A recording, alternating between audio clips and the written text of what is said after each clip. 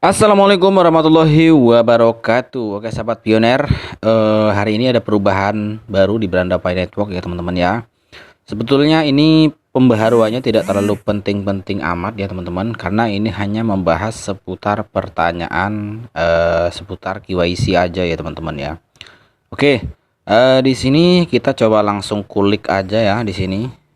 Di sini ada apply. Nah, ketika kalian klik apply, kalian akan otomatis arahkan ke KYC kalian guys. Kemudian di sini ada KYC fax ya teman-teman. Nah di sini mari kita gali bersama-sama ya teman-teman ya. Ada apa sih informasi di KYC fax-nya ini guys? Oke, kita klik aja langsung ya teman-teman. Kita tunggu sebentar. Oke, kita lihat dulu ya. Siapa tahu ada informasi penting yang kita dapatkan. Oke, kita terjemahkan dulu ya. Oke, di sini KYC ya. Kenali pelanggan Anda. Oke. Oke, di sini kita langsung aja ke pertanyaan seputar KYC-nya ya, teman-teman ya. Oke, di sini untuk pertanyaan yang pertama ya. Apakah Anda masih perlu mendapatkan slot KYC yang ditetapkan secara acak oleh sistem? Oke. Di sini keterangannya tidak siapapun kecuali dua skenario di bawah ini harus dapat mengunjungi aplikasi KYC melalui Pi Browser dan memulai aplikasi KYC Anda tanpa menunggu undangan. Oke, jadi untuk saran teman-teman pioner ya yang belum mendapatkan undangan KYC, kalian harus rajin-rajin mengunjungi KYCP di browser kalian ya teman-teman ya. Jadi tidak harus melulu menerima undangan KYC baru kalian KYC, tapi kalian harus rajin cek ya teman-teman ya, karena sekarang slot KYC sudah dibuka besar-besaran. Oke, di sini ada keterangan lagi, penetapan slot KYC berbasis undangan hanya digunakan di masa lalu. Nah, itu ya teman-teman. Dan prosesnya telah diperbarui untuk memungkinkan siapapun memulainya. Oke ya. Jadi harus sering rajin cek di PKYC kalian guys. Kemudian di sini ada informasi penting juga nih. Akun yang baru dibuat tidak akan bisa langsung mengajukan verifikasi KYC. Oke ya. Jadi akun-akun yang baru mendaftar ya itu tidak bisa langsung mengajukan KYC. Kemudian sampai setelah menambang selama 30 hari ya, tidak perlu berturut-turut. Ini membantu jaringan memprioritaskan sumber daya validasi KYC untuk perintis manusia yang lebih berkomitmen, yang juga memiliki cukup keseimbangan untuk masuk akal melalui KYC dan bermigrasi ke mainnet. Oke ya teman-teman ya. Jadi seandainya ada akun baru ya teman-teman, itu dia harus menunggu ya, atau dia harus mining dulu selama 30 hari. Nah baru mungkin KYC-nya akan tiba di akunnya ya teman-teman. Kemudian sebagian kecil akun yang diidentifikasi oleh algoritma sebagai kemungkinan besar akun palsu atau akun yang melanggar tidak akan memenuhi syarat untuk KYC. Oke, jadi harus berhati-hati ya teman-teman ya. Harus berhati-hati, jangan sampai akun kalian teridentifikasi oleh algoritma sebagai akun palsu ya, atau akun bot. Kemudian jika pemilik akun tersebut berpikir bahwa ada kesalahan algoritma, mereka harus mengirimkan nama pengguna mereka untuk penyelidikan lebih lanjut, dan bukti potensial sebaiknya jangan dengan mengisi formulir di sini. Oke, jadi kalian kalau merasa tidak ada kesalahan di akun kalian ya teman-teman ya, jadi kalian bisa mengajukan banding ya melalui link ini guys. Kemudian yang kedua di sini ada ketika slot KYC dibuka untuk Anda, apakah Anda masih akan mendapatkan notifikasi pop-up KYC slot saat Anda memulai sesi penembangan baru. Oke, di sini notifikasi ya KYC tidak boleh digunakan sebagai salah satu cara agar pioner mengetahui apakah mereka memenuhi syarat untuk memulai aplikasi atau tidak. Meskipun kemungkinan besar mereka akan mendapatkan sembulan slot KYC. Pelopor harus langsung memeriksa kelayakan KYC mereka di aplikasi KYC di Pi Browser. Nah, itu ya teman-teman. Kemudian Anda cukup membuka browser Pi dan menavigasi ke aplikasi KYC. Silahkan gunakan pemberitahuan pop-up sebagai pengingat daripada undangan. Oke. Kemudian sekarang PYKYC terbuka untuk semua. Bagaimana saya bisa mengajukan KYC? Oke, di sini ada syaratnya ya teman-teman ya. Ketika kalian ingin mengajukan KYC, yang pertama kalian harus mengunduh file browser ya untuk mengajukan KYC. Kemudian kita dapat mengakses KYC melalui aplikasi KYCP di browser. Oke ya, tentu kalian sudah paham ya.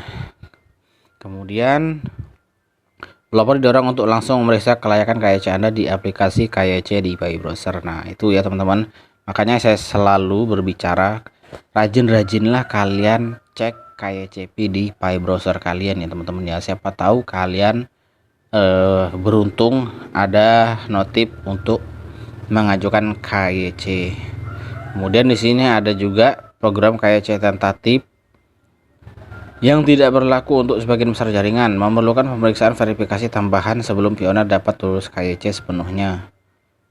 Persetujuan KYC tentatif tidak sama dengan persetujuan KYC penuh. Oke, jadi berbeda ya. KYC tentatif ya dengan persetujuan KYC penuh. Oke, kita langsung loncati aja ya teman-teman ya. Kita cari yang penting-penting aja guys. Oke, kemudian di sini yang kelima, jika status KYC adalah persetujuan tentatif, berapa lama waktu yang diperlukan untuk menjadi KYC lulus ya final. Kemudian di sini durasi status persetujuan tentatif berdasarkan kasus per kasus dan tergantung pada tingkat dan jenis verifikasi tambahan yang diperlukan. Salah satu prioritas kuartal 2 2023 untuk aplikasi KYC adalah mengulangi dan menerapkan pemeriksaan tambahan tersebut pada kasus tentatif KYC. Oke ya.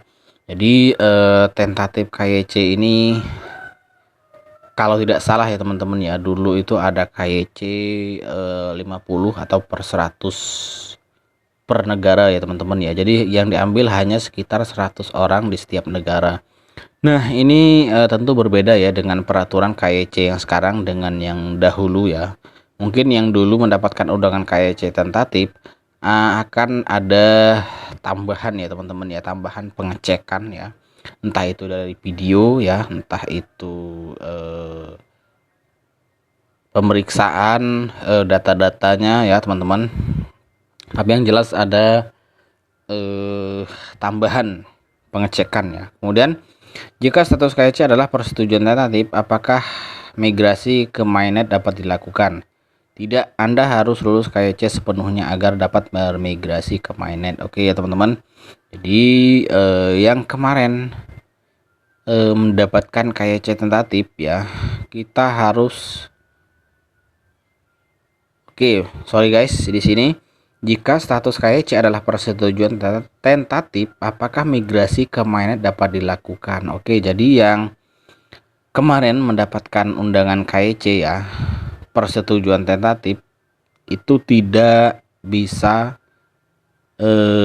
bermigrasi ke mainnet ya teman-teman ya. Sebelum kalian melengkapi tambahan dari KYC yang sekarang ya teman-teman.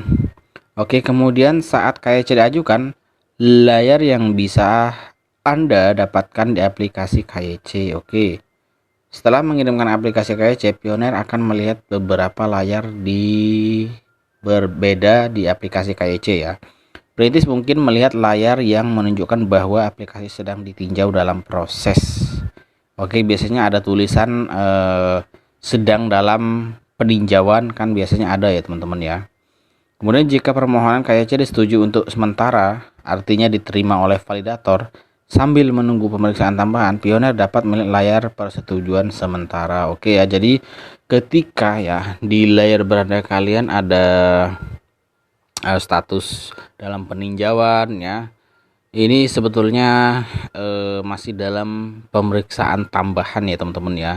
Jadi selain diperiksa oleh validator, nah otomatisasi mesin juga sedang mengecek juga ya teman-teman ya.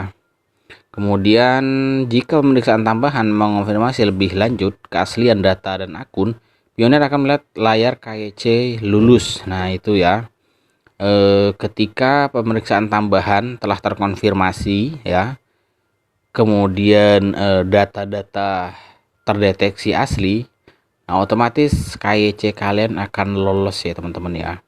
Untuk sebagian besar aplikasi yang berada di luar program KYC tentatif, mereka akan langsung melihat layar KYC lulus tanpa pemeriksaan tambahan jika diterima. Oke ya. Kemudian yang ke-8 di sini ada sesuai pengumuman sebelumnya, aplikasi KYC yang diajukan dapat disetujui dalam waktu 15 menit jika semua diserahkan dengan benar dan tidak ada banding nama yang diajukan. Oke.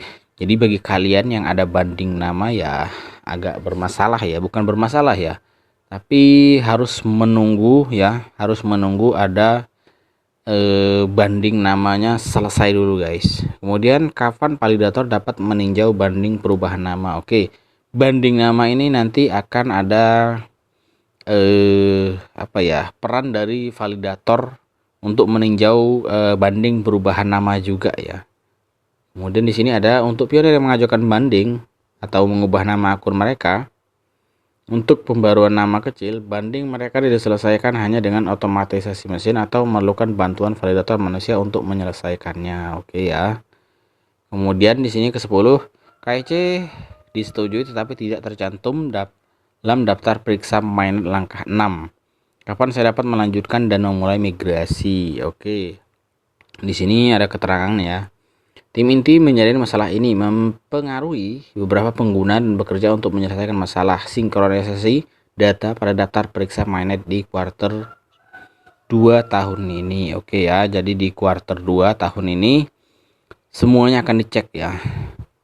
Secara umum selalu andalkan aplikasi PKYC untuk status KYC paling akurat. Oke, kemudian di sini ada lagi nih. Secara keseluruhan mengapa jaringan Pi membutuhkan KYC sebelum migrasi mainnet? Di sini dijawab ya. Di sini visi jaringan Pi adalah membangun mata uang dan ekosistem digital yang inklusif dan paling banyak didistribusikan untuk semua pionir. Mekanisme penambangan jaringan Pi berbasis jaringan sosial. Sosial ini artinya semua bisa mengakses ya teman-teman ya. Semua bisa mining.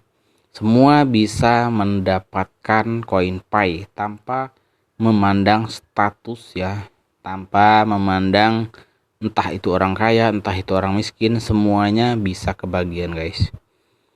Oke, saya rasa ini saja dulu ya teman-teman ya informasinya. Nah untuk lebih jelasnya silahkan kalian baca sendiri nanti guys di Fax Pi Network KYC nya guys. Oke, sekian saja. Assalamualaikum warahmatullahi wabarakatuh.